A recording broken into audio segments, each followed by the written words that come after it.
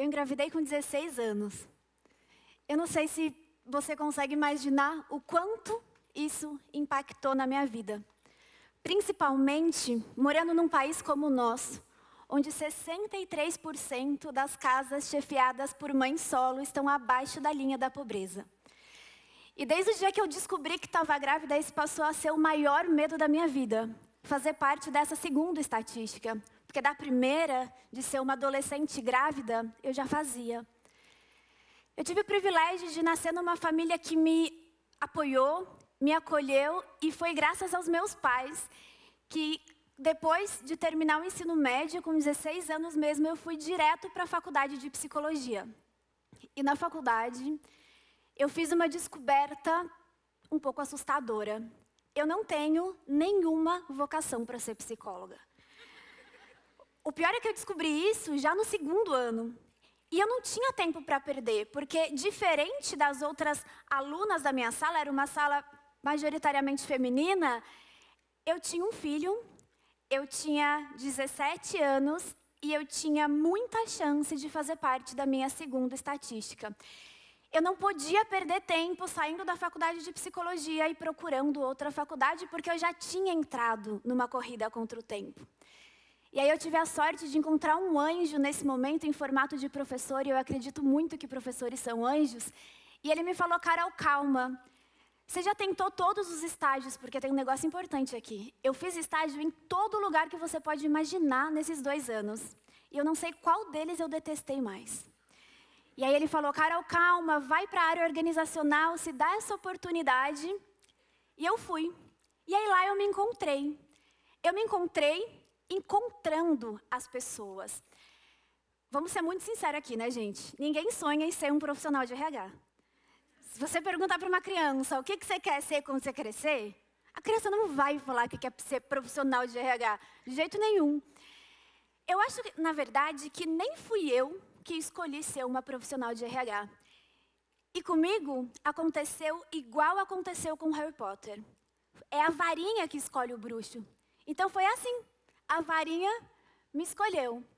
E aí, recém-formada, desempregada, eu tomei a decisão mais difícil e a mais importante da minha vida até aqui. Eu morava em Taubaté, no interior de São Paulo, e eu decidi que eu deixaria o meu filho com os meus pais em Taubaté e eu me mudaria para cá. Porque eu sabia que era aqui que eu ia conseguir construir uma carreira e que me afastaria cada vez mais daquela segunda estatística que eu tinha tanto medo de fazer parte. E eu cheguei aqui determinada, eu era muito jovem. Não sei quantos de vocês moram aqui em São Paulo, mas eu tinha uma realidade completamente diferente, porque eu cheguei, gente, ostentando R$800. Era o que eu tinha conseguido juntar e foi isso que eu trouxe. E eu trabalhei muito, eu estava muito focada naquele objetivo. Eu entrei de novo, eu acho que eu nem entrei, eu nunca saí daquela corrida contra o tempo, porque eu não tinha tempo para perder. Eu passei 3 anos trabalhando muitas horas por dia. Meu chefe me chamava de máquina de resultado. Era exatamente isso que eu era não era uma pessoa ali, eu era uma máquina, eu não parava. Só que por trabalhar 3 anos, muitas horas por dia, nesse período eu só conseguia ver o meu filho 2 vezes por mês. Eu acredito que tenho muitos pais e mães aqui nessa plateia e vocês devem conseguir sentir a dor que é ver o teu filho somente 2 vezes por mês, e eu sofria muito. E o Gui também. Ele tinha mais ou menos 5 anos nessa época. E por vários dias ele chorava de saudade. E algumas vezes ele chorava de saudade até dormir. Ele pegava no sono chamando por mim. Mas eu não estava lá. E nesse momento da minha vida, eu ainda não tinha aprendido uma coisa muito importante. E o que eu quero compartilhar com você hoje é esse aprendizado. O trabalho vai ocupar a maior parte da nossa vida, mas ele não é a parte mais importante dela. Pessoas que gostam muito do trabalho, como é o meu caso, também sofrem. E sofrem por excesso. Nesse momento, eu tive um episódio muito grave de burnout. E graças a Deus deu certo, né? Eu consegui aquela estabilidade profissional e financeira que eu queria. Mas a que custo? E o meu exemplo, ele não é o único. Eu queria que fosse, queria que tivesse acontecido só comigo, mas não. Uma vez eu estava conversando com um aluno, eu chamei ele de José, tá? Para dar uma preservada na intimidade. e ele estava passando perrengue no trabalho. Ele trabalhava numa empresa há um tempo e já fazia 3 anos que tinha sido prometido uma promoção para o José. E aí, toda vez que ele perguntava para o gerente sobre a promoção, a resposta era a mesma. Calma, José, dá uma segurada na emoção, sua hora vai chegar.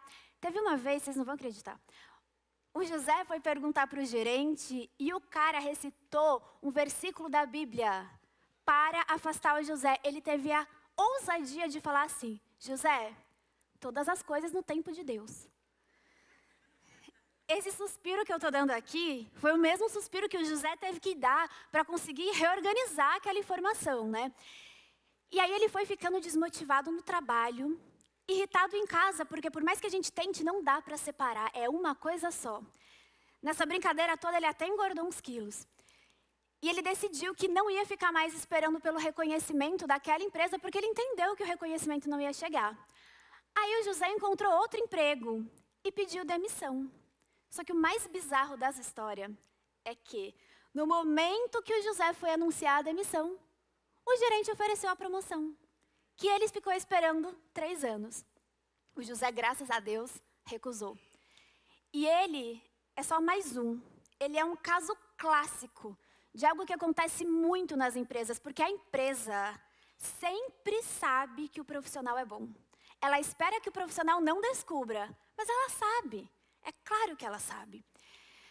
O José e eu tivemos uma vantagem, apesar das nossas histórias até aqui não serem das melhores, a gente teve uma vantagem muito importante. A gente teve tempo para conseguir mudar tudo aquilo que não estava legal. Mas, infelizmente, nem todas as pessoas têm tempo. Uma enfermeira australiana, ela trabalhava acompanhando pacientes terminais, então, assim, o pessoal que estava quase indo já. E ela listou os 5 maiores arrependimentos que essas pessoas narravam antes de morrer. O primeiro deles é que as pessoas ali, no leito de morte, se arrependiam por não ter vivido uma vida autêntica, fazendo aquilo que eles verdadeiramente acreditam. E o segundo, pasme você. As pessoas gostariam de ter trabalhado menos, para conseguir ter passado mais tempo com a família, assistido o crescimento dos filhos e feito projetos pessoais. Então, as pessoas que estavam ali, elas olhavam para frente e elas não viam mais vida.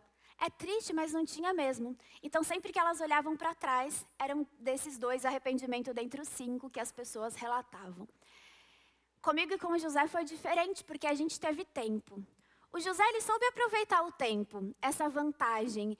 E ele, nesse momento que ele estava passando por esse caos, ele aprendeu uma lição importante também. Ele aprendeu que o trabalho vai ocupar a maior parte da nossa vida. Não sei se você sabe, olha que coisa interessante. Durante toda a nossa vida, a atividade que a gente mais faz é dormir. E eu fico muito confortável com isso, porque dormir também é o que eu mais gosto de fazer. E a segunda atividade que a gente mais faz, dessa vez acordado, é trabalhar. E o José aproveitou essa vantagem, porque ele entendeu que ele não poderia passar o maior tempo da vida dele acordado em um lugar que não o valorizasse como profissional. E eu também, graças a Deus, aproveitei essa vantagem.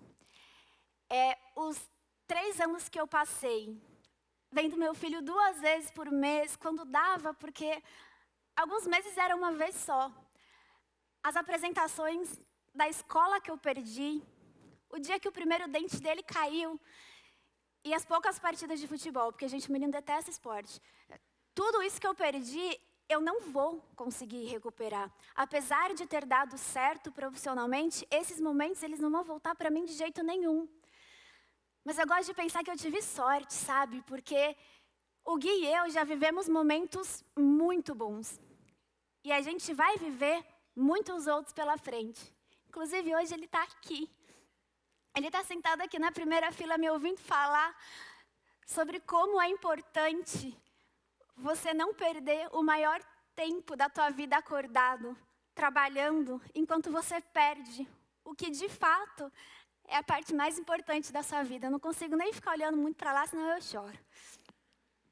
O José e eu, como eu falei, a gente conseguiu aproveitar esse tempo. E a minha vinda aqui hoje, a mensagem que eu quero passar para você hoje é um grito de alerta que o trabalho vai ocupar a maior parte da sua vida, mas ele não pode ser a parte mais importante.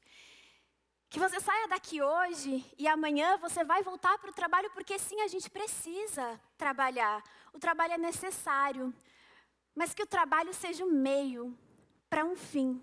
Que o trabalho não roube de você aquilo que realmente importa. Porque amanhã vai ser você contando a sua história.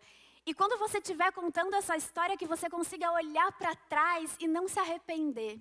Mas que você olhe para trás e agradeça.